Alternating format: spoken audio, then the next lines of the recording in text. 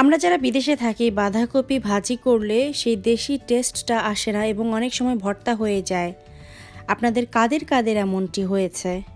আসসালামু আলাইকুম দর্শক, আমি সেলিনা রহমান আপনাদের সবাইকে আবারও আমন্ত্রণ জানাচ্ছি প্রবাসী স্পেশালের আরেকটি নতুন পর্বে। আজকের পর্বটি টোটালি কমপ্লিটলি একটি প্রবাসী স্পেশাল, কারণ আজকের এই পর্বে যা যা টিপস থাকবে সেটি যেই বাঁধাকপিটা আমরা দেশের বাইরে পাই সেটা নিয়ে।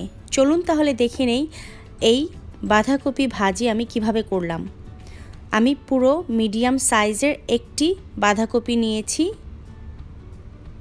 পেঁয়াজ কুচি নিয়েছি 1 কাপ, আধা চা চামচ হলুদ গুঁড়ো, 1 চা চামচ আদা বাটা, লবণ স্বাদ অনুযায়ী, 1 চা চামচ চিনি। আমি কাঁচামরিচ দেইনি কিন্তু অনেকগুলো শুকনো মরিচ দিয়েছি, রান্নার তেল 1/4 কাপ এবং বেশ কিছু ফ্রেশ ধনেপাতা। চলুন ঝটপট রান্নাটা সেরে ফেলি।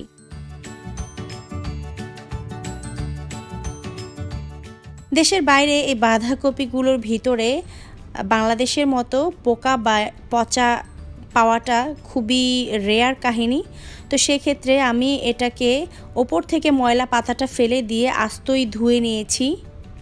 এখন আমি এটাকে যতটুকু সম্ভব ততটুকু চিকন চিকন করে এটাকে কুচি করে নেব।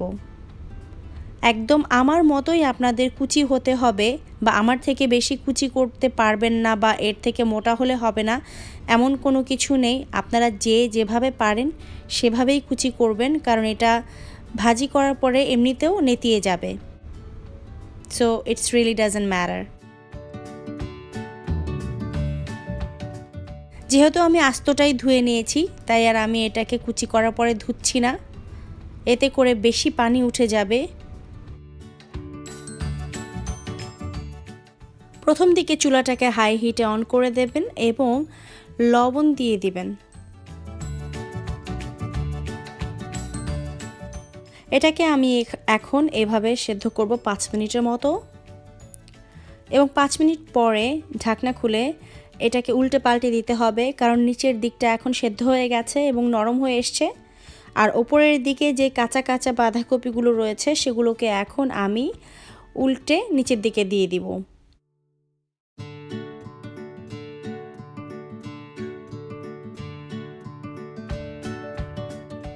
এ পর্যায়ে এসে আমি হলুদ গুঁড়োটা দিয়ে দিচ্ছি। অনেকে হলুদ গুঁড়ো ছাড়া সাদাও করে।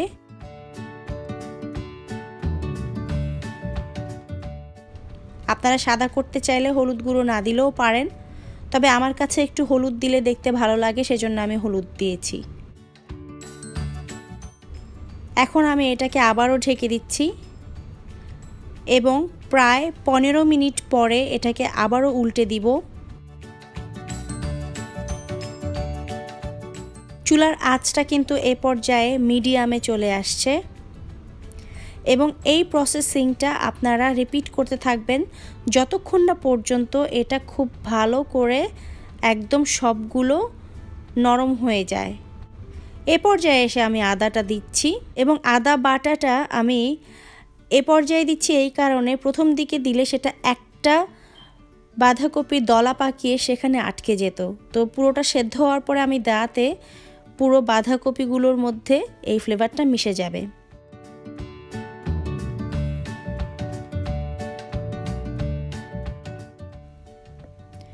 যখন সবটা সেদ্ধ হয়ে যাবে তখন আপনারা এভাবে নেড়ে চেড়ে একদম শেষের পানিটুকুও শুকিয়ে ফেলবেন। মেইন যে টিপসটা সেটা হচ্ছে একবার সেদ্ধ হয়ে যাওয়ার পরে এটাকে আর ঢেকে দেবেন না, তাহলে আর এটা গলে যাবে না।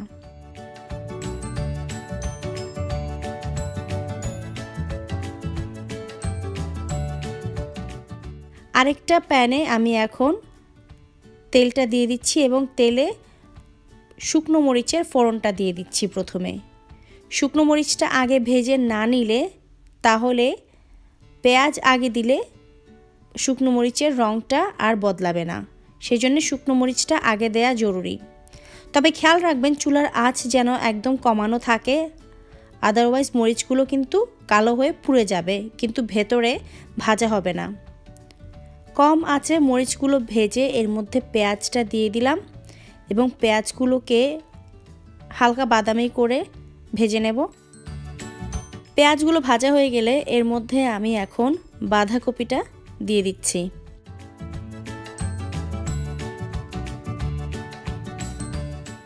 এটাকে এই পর্যায়ে এসে আমি আর ঢেকে দিব না, কারণ এটা তো পুরোপুরি সেদ্ধ হয়েই গেছে। এখন শুধু এর মধ্যে আমি ভেজে নেব। এ পর্যায়ে এসে আমি এখন একটু 1 চা চামচ চিনি দিয়ে দিচ্ছি। এখন অনেকে প্রশ্ন করতে পারেন যে এই চিনিটা কেন দেয়া হলো। চিনিটার কোনো বিশেষত্ব নেই, চিনিটা দিলে একটা খাবারে একটা মাত্রা যোগ হয়। এবং আমি আমার শাশুড়িকে প্রথম দেখেছি শ্বশুরবাড়িতে এসে যে উনি এই বাঁধাকপি ভাজি এবং বিভিন্ন ভাজিতে একটু চিনি দেন। এটাই নিশ্চয়ই তার কোনো সিক্রেট কোনো রেসিপি, এবং আমার কাছে খেয়ে ভালো লেগেছে এবং তারপর থেকে আমিও দেই। সো এটা আপনাদের যদি ভালো না লাগে বা আপনাদের কোনো পার্সোনাল প্রেফারেন্স না থাকে, আপনারা এটাকে অ্যাভয়েড করতে পারেন। এটা টোটালি অপশনাল।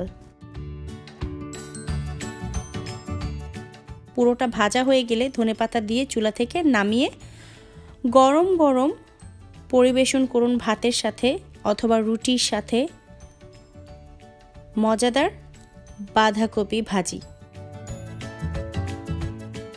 আমার সবসময় চেষ্টা থাকে আমার রেসিপিগুলো সহজভাবে আপনাদের সামনে উপস্থাপন করার, আর প্রবাসী স্পেশাল তো আরও বেশি চেষ্টা থাকে, কারণ রান্না তো সহজই হওয়া উচিত, তাই না?